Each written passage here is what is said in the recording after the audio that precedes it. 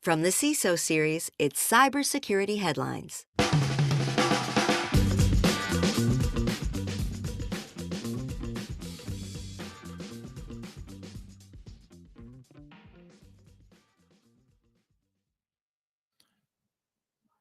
Power outage darkens Cloudflare dashboard and APIs.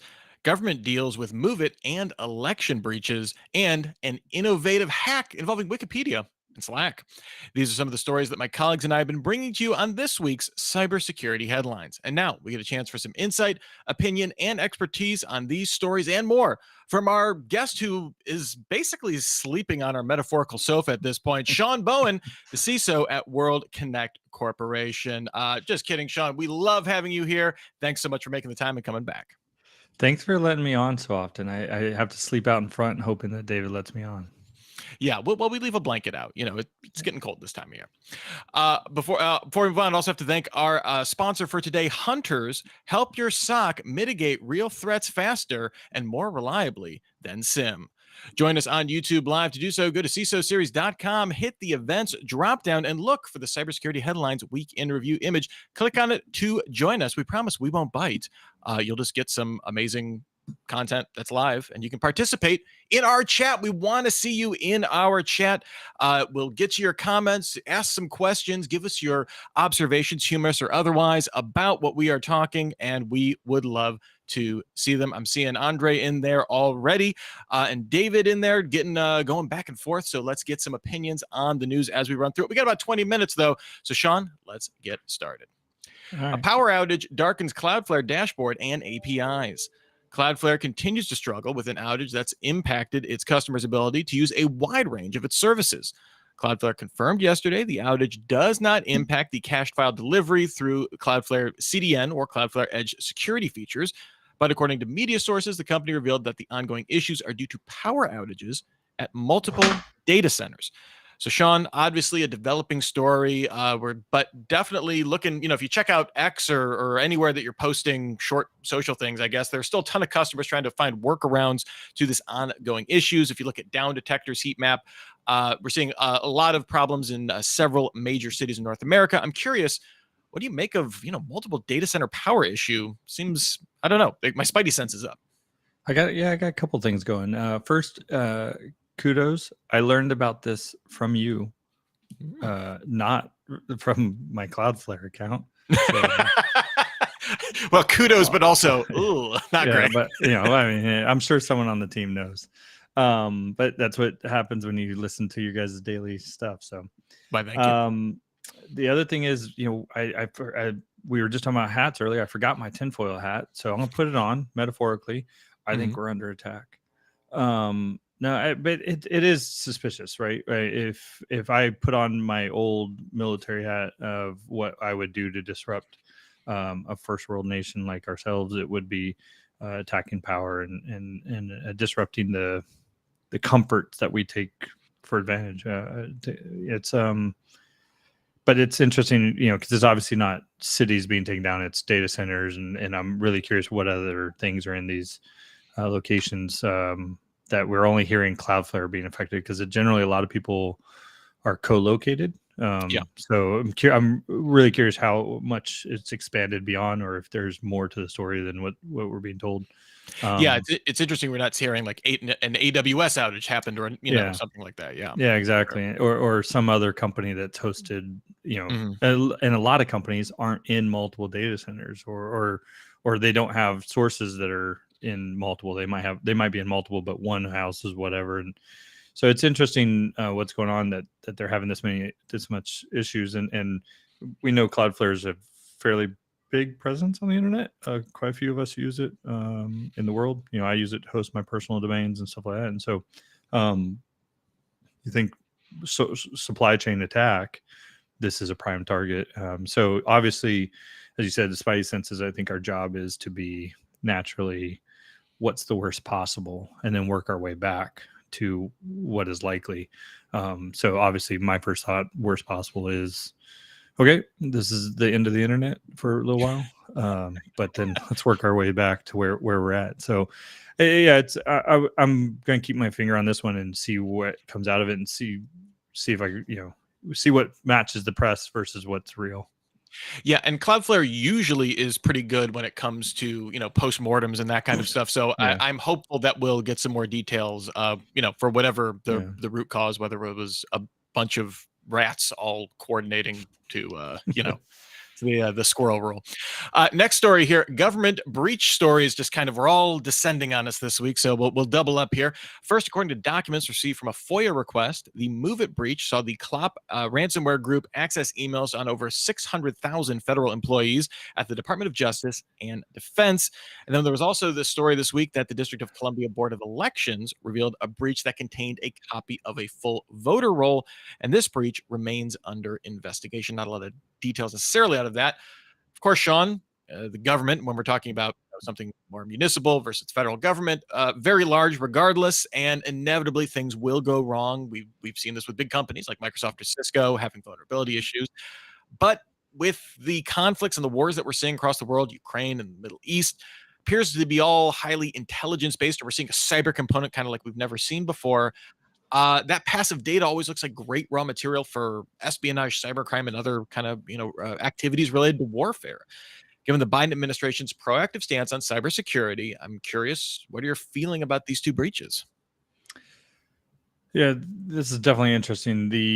There's so much to this, right? Obviously, Move It had their massive vulnerabilities in the summer. They had, I think one in June or into May, and then another at the end of the summer, and similar to other high vis vulnerabilities not being patched quickly, we end up with a lot of victims. So this downstream supply chain, it's really interesting how we talk about if we go back to the SEC rules that came out in July and what's going to trigger materiality, and what if you're the cause of materiality, and then this gets into the government where we don't really have materiality. We have lives at stake, or the foundation to our government structure. We often say freedom, but there's a lot more to that, right? Like in this case, voters and stuff like that, and the processes and the way of life we have. And as you mentioned, obviously warfare, one of the key components of warfare going back as long as possible is psychological warfare and the information warfare campaign, and how do you disrupt that, and the more you know about something, knowledge is power, and the more you know and the more you can corrupt and allow other people to not know or not have safety where they're working, that it gives you a power over that person or that entity, and we definitely see this, and it doesn't. Nothing is specifically led to nation state support, so it's not quite there, but obviously there's always influence there with some of the nation states around the world having influence into threat actors. Obviously North Korea wants to go after a lot of money, so they're going to influence a lot of ransomware because they need to fund some of their operations. But you have Russia, who wants a lot of information so that they can disrupt the way of life and plant information warfare campaigns in our civilization. And so this is a good way to do that.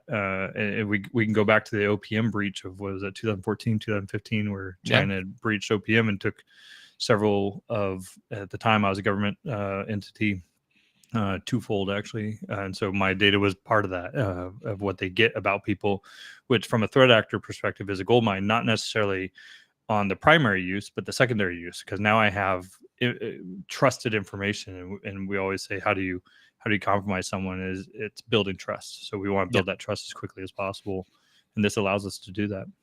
Yeah, I think of just the bevy of social engineering attacks that we've seen recently, and it's like you get that org chart and you have all the power to apply all the social, like just from a social pressure perspective. If you can spoof a boss, how a boss talks, or the chain of command and where obligation is going to lie and stuff like that. That is just like the easiest path to phishing or social engineering, or whatever whatever we want to call it, getting people to reveal information. So and it's a lot of big stuff. I think, like you say, you think you play out MGM or right where they compromised a help desk. Well, now if I have past emails and go, hey, remember that one time you helped me with this thing, and you go, make it personal, and all of a sudden it's now. Like, oh yeah, exactly. Well, I know this person. How could I not trust them? Exactly. Absolutely. All right, we'll stick with the government here. Executive order outlines generative AI rules in the U.S. President Biden signed an order outlining 8 goals for the emerging tech, including NIST standards to red team AI models before a public release, and Homeland Security co-investigating threats to infrastructure posed by these new models. Many more goals were outlined in this. Is a pretty comprehensive order here. But as we already mentioned, this administration has worked hard to address the many issues of cybersecurity, and now seems like being very proactive with emerging new AI models or LLMs or whatever you want to call them. But due diligence does take time. Free marketplace doesn't like a delay. This is an extraordinarily fast-moving sector right now, especially when it combating with the bureaucracy. I'm curious, where do you think this will ultimately lead? Like, how important is this executive order?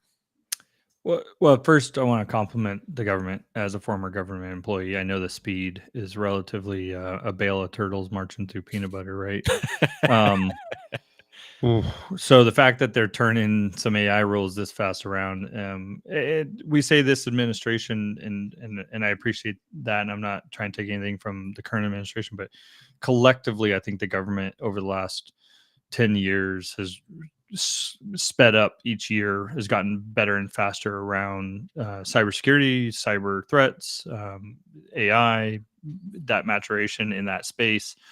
So often we treated it as a support mechanism to whatever else it was, and we didn't treat it with the respect that it needed. And I think we're getting there. Obviously, there was federal security acts back to 2002 that started to address some of it, but as we did for public impact, we really haven't started making that for the last couple of years. And this is a good approach to it. I think also we have I think there's an AI accord or something going on in Paris with a handful of countries coming together to discuss that. And so I'm really excited that we are collectively trying to capture this. Just talking about this with some peers recently, it's a lot easier to constrain the release of something good than to let it out and try to rein it back in. And so I get the free market piece. I think that they're obviously going to have to put in the right recommendations and minimum requirements, and then validate that they're being complied. Like, rather than like we try to do in security, we try not to be that wall blocking us from being innovative. We want to be the guardrails that guide that, and then we come back and validate that you stayed within your lanes. And I think that's what the executive order is trying to get after, so that we can properly set the rules of the game, and then we monitor that from a refereeing standpoint, rather than stopping them from being moving down that field. So I think it's a good right direction. Yeah, and it's interesting. We've seen a lot of these AI companies almost in a rush to self-regulate, right? To head off, legislation. Obviously, an executive order only potentially survives a given administration, but it's definitely, I think, a sign of the will to move on this from the government's perspective, of not just accepting that. Obviously, they want stakeholder involvement in crafting any of this kind of stuff as well. And I think we saw the problems, right? You go back to the Thai AI bot on Twitter from 6-7 years ago, right? I think we as a society in the technology, at least in the technology world, we understand the capabilities of this. And some people disagree, obviously, with Elon exiting OpenAI because he didn't agree with it. So, we're all going to have our different stances, and it's not as self-regulated as we'd probably like it, but it's pretty good. So, all right. Well, before we move on, we want to spend a few moments and give a word to our sponsor, Hunters. There's nothing worse than relying on a legacy SIM that your security team has outgrown, especially when it impacts your ability to detect real incidents. Hunter's SOC platform offers built-in, always up-to-date detection and rules, as well as automatic correlation that allows SOC analysts to focus on higher-value tasks that impact your organization. It's time to move to a platform that reduces risk, complexity, and cost for the SOC. Visit hunters.security to learn how you can replace your SIM today. All right, our next story before you start, we encourage interaction. So I'm going to hit up David Cross's question real quick. Yes, yeah, absolutely. He asked about NIST publications that will this executive order lead in NIST publications that companies must have certification like FedRAMP? Just to head that off, I don't think so unless you're working with the government. Remember, FedRAMP is for companies that want to contract with the government. And NIST publications are not mandated for corporate to corporate relationships. But do I think that this might lead to rules later on? Yeah, I think so. That's great. Yeah, David, thank you so much for that question. Good to have this. And CCL chipped in that there was a good article with a title similar to Baptists and the Bootleggers, much of which I likely butchered. So thank you, CCL, for that as well.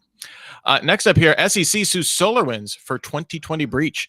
The lawsuit, which is aimed at the company and its CISO, Tim Brown, alleges they failed to notify investors on specific risk and security practices. SEC Chief Enforcer Gurbir Grewal also said SolarWinds and Brown ignored repeated red flags of cyber risks for years. So, Shawn, although SolarWinds is the company in the spotlight here, the underlying issue of the suit looks at CISOs and their duty of care. As we all know, the role of CISO is fraught with overload and often undervalued by holders of the corporate purse strings. Do you think this case, I guess, will have an adverse effect on the CISO profession in terms of dissuading, top talented people from wanting to pursue that role? And I guess, can any good come out of this? So I didn't even realize I was unintentionally delaying this article. So good on me. Yeah. So obviously the sensitive topic is, some of us are more familiar with people involved than others. And it's an interesting one to process through. I do encourage everyone to read the actual filing, not just the press release, or just don't read like everything. Don't read the headlines, don't read the articles, try to read the content wherever you can. We're in an interesting phase right now, and I've been doing a lot of research related to this, but we're in an interesting phase right now where we're relatively unregulated from the cybersecurity perspective, similar to, and Steve, this is my preview to you, similar to finance in the 1920s, right? 100 years ago, where we kind of weren't running our financial statements the way we should. And we had a market crash in 29, which led to some securities acts that give us some format on how we math out our finances. We don't have that in cyber. And the way we've approached it has been largely, it's just a risk, and we are going to balance that security risk versus the innovation and where we can make money. And it was all about the revenue generation of the company, and not so much about are we doing adequate due diligence for the cybersecurity? Because, as I mentioned earlier with the government, 10 years ago, IT was a support mechanism to a business. And today it is the business, and it's what you're doing with technology. The old joke, Domino's isn't a pizza company, it's an IT company that delivers pizza, right? that transition in our industry has changed our responsibilities, and the CISO structure was kind of thrown together. A lot of people had CISOs applying or doing different responsibilities. Like, we don't even have the core responsibilities across companies the same. Some people have different requirements. Some people have, like their core structure of who they need to be responsible for. And so this definitely will have an effect on the CISO profession, in the sense of people will be scared to dip their toes into it with responsibility, particularly at publicly traded companies, but even in privately traded companies, because they still have investors as well, or not privately traded, but private companies with investors. So we have to be respectful of the investors of these companies and make decisions appropriately for that. I do think the good will tie to the second part of that first part of the question, but I think that this will hopefully give us some good rules to manage our security programs with. I think it will also help CIOs. CIOs don't know the rules with which we measure. If we swap out myself with another CISO, our scoring, the way we measure stuff, is not always consistent. And we have that in other places where it's consistent measurements, and we don't have that today in security. And so we try to kind of put it together, but it's still a little bit subjective. The more we go through this and get to a more objective measurement, the better the CISO career path will become, because it's more clear and we kind of know what we need to do for it. So I think that it's going to take a bump luckily we were already in a bump because of economic reasons, so there wasn't a lot of hiring in CISOs this last year. So I think that will just extend now more from a concern perspective. From this, it was because of companies. I think the next year will be because the CISO is very concerned with, are they adequately protected from insurance, D&O insurance? Are they, do they have the right authorities within the company to make decisions and be able to affect the risk in the company? So I think it'll be a fun year. I use that word lightly, but I think coming out of it, we will get to a much better place in a year. And I've said this to Tim directly, and I know that there's a lot of things going on. We're only reading one side of the story today, but he truly means to do the right thing for us, and him going through this is a lot of suck for him, but I think the industry as a whole will be better for it. So I appreciate at least sticking through the fight for us. I'll just reiterate what Jordan Benson said on LinkedIn. Well said. Our next story here, a little bit of the lighter side. Wiki Slack attack is whack. It's a transition, folks. What can we do? Security researchers at eSentire documented a new attack method that sees an attacker editing the first page of a Wikipedia entry that may be of interest to a potential victim. Hey, those wacky threat actors, we got to hand it up to them. They add a legitimate footnote that contains a formatting error that will cause a link to appear in the Slack preview snippet. Researchers say a malicious actor could, be looking to target this on highly trafficked pages, get, clicks just through pure volume here. First glance, seems like a long shot, sure. But again, Wikipedia, one of the most highly trafficked sites on the web. Anytime you can get some malicious links on there, always a good thing if you're a threat actor, I guess. Just kind of the ongoing creativity of threat actors, then they come up with techniques like this. I guess, Shawn, like, how do we, again, is this it turns out that when you can create links on a site, threat actors will take advantage of this, or is there any kind of deeper wisdom we can take off of this? No, I'll try to buy some time back for my long-winded answers before. I'm disappointed that I haven't moved completely from my other house into this house, and I don't have my Captain Crunch whistle. I have two Captain Crunch whistles that sit on my desk on purpose. Part of that is the innovation of hackers. I mean, if you want to be a student of our history, the innovation of hacking is the Captain Crunch whistle, right? It's 2600 baud hertz to make long distance phone calls, and so that's innovate. That's where we started from. That's where innovation started from, is trying something new that we never thought would work. And then the hacking side of it was, how can we make it do something different than what it was in original purpose? And so whenever a threat actor, regardless of the level of maliciousness that they're trying to achieve, does something innovative, you have to sit back and applaud, right? You hate the player, but you can't hate the game. Like, this is a good game. Like, I'm always appreciative of it, because this is what makes this game, quote unquote, this job fun, is trying to walk through our threat model of how can someone get through. And when someone comes up with a better threat than you've ever thought of, you have to go, all right, well, you won that one. Let's try again. And this is one of those things. And we have a long fight. I mean, this is humanity. We've all been doing this. It's just now in the IT world. I just want that to like be the takeaway quote from this. The Wiki Slack attack is humanity writ large. Like, I just, that's the subtitle of this. All right, our last story of today, new CVSS version 4.0 standard released.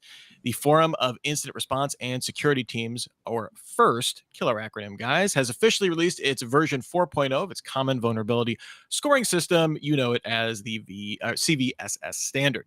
The updated standard offers more granular base metrics, removes scoring ambiguity, simplifies threat metrics, while enabling assessment of environment-specific security requirements and compensating controls. Several supplemental vulnerability metrics were added, including automatable or wormable vulnerabilities. One other key enhancement is the added applicability to operational technology, industrial control systems, and IoT devices. So aside from the word wormable just making me vaguely uncomfortable, Shawn, do you find this version 4.0 release to be timely, or does its expansion, I don't know, maybe pose some problems for comprehension when a vulnerability is announced, at least in the short term? Well, yeah, when there's also the fact that we still have vulnerabilities, right? A lot of people have vulnerabilities in their environments that are not even measurable by 3 because they're so old that they didn't go back to measure them. So there's Jeez, yeah. think about that problem, right? And now we have Whew. 4. So there's a little bit of the math is changing on us, but we can't go backwards to measure, and we got to try to figure out what equals what. Again, this is one part of our formula, right? We have to remember what our risk formula is. We have to take what the vulnerability is, what is our mitigation against that, and what's the impact in our environment. And the mitigation impact is ours. We don't the vulnerability, the CVE itself does not own that. That's our responsibility. We can't just take the CVE and the CVSS score and immediately apply that to our organization. Now it's a good feed to help us do that prioritization, but we have to have the right decision tree to apply this regardless of what the score is. And I think that's what because of the complexities of our environment, we tend to easy out. We as a global industry, we kind of easy out of it and just say, well, this is CVS 9, you have to do this. And we owe our information system owners, the IT ops and the developers, a little bit more due diligence of saying, hey, this is a CVSS of 9 and it's on a highly highly vulnerable or critical system that gives us a residual risk of X. So I appreciate the scoring. I appreciate as I mentioned earlier, one of the things I see as a possible good coming out of SolarWinds is if we can get more consistent ways to measure. This is one of those things that as we get better, we have to continue to iterate. I joke about the GAP, General Acceptable Accounting Principles, right? It's math. Short of Common Core, math has been math for a long time, but they update that thing every year. And, if we can't do the same thing in our industry, which is changing every minute, we're always going to be behind. So I appreciate that the standard's coming out.